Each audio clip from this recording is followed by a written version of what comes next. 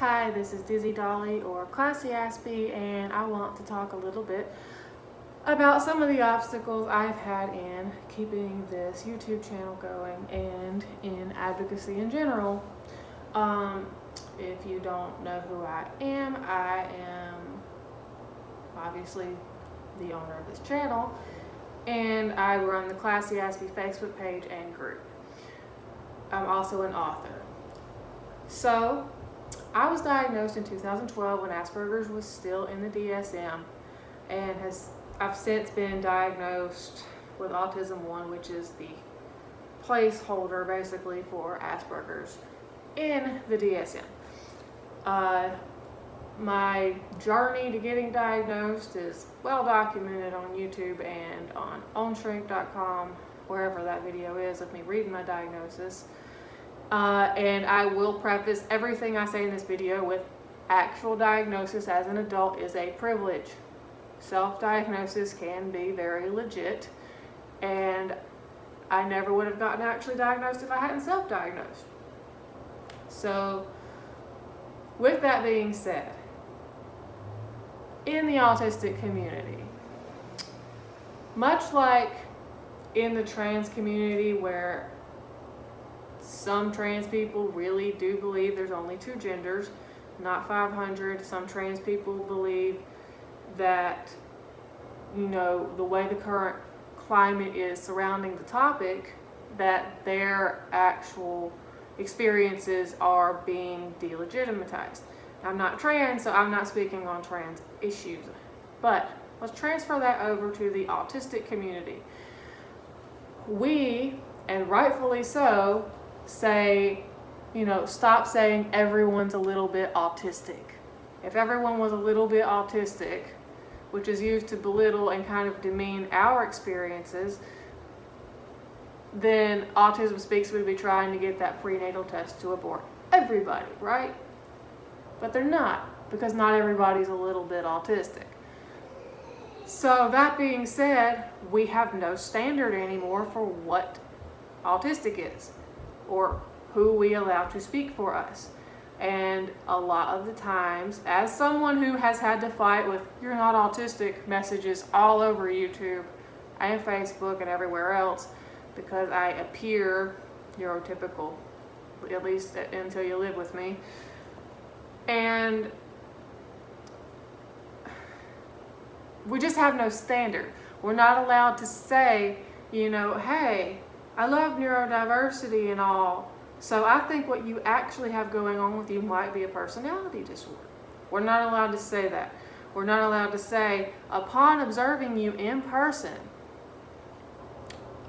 the issues you are quoting as autistic traits are not coming from autism. It doesn't matter what background you have in psychology or neurology or anything. You say this stuff, you're gatekeeping and you're ableist. And we're coming from a culture where using large words is now considered ableist.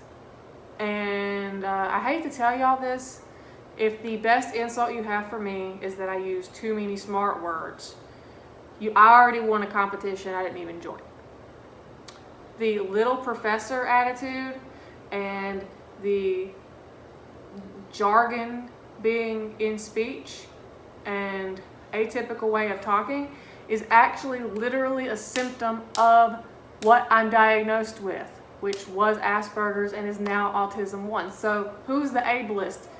The autistic woman with the vocabulary you feel intimidated by, or is it you, the person hiding behind the autistic facade when you actually are extremely ill or predatory? What I'm trying to get at is that they are predatory.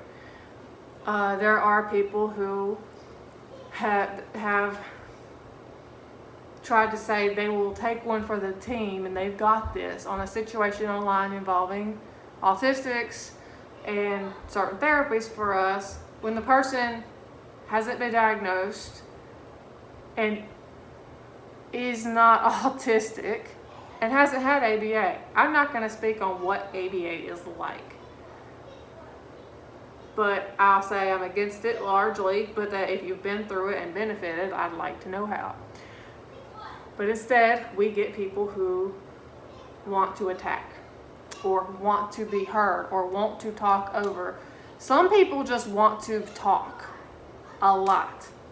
Start a YouTube channel. Stop pretending that you are the voice of the autistic.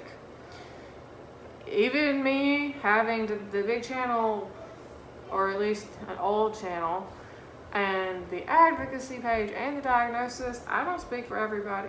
I was diagnosed at age 20. There's a lot of people I don't speak for. There's a lot of people that may not be able to relate to the experiences in my upcoming memoir/self-help book that will be a guide to manipulation for autistic people. This channel started with no real objective. The objective became talk about being, the Asperger's and autistic stuff, my special interests, which tend to be serial killers and serial killer adjacent stuff like criminal psychology, as well as personality disorders in general, and predatory people. I talk about predators a lot. I am known on Facebook for outing predatory behavior. If you, autistic person watching this, or anyone watching this, have someone send you like a dick picture or something nasty, asking for nudes, and you're underage or something, and they say, oh, I didn't understand the social norm because I'm autistic. That's not autistic behavior, that's predatory behavior. And that kind of behavior being allowed kind of harms the community. Us allowing people to say, oh, I did this horrible thing because I'm autistic, harms the community.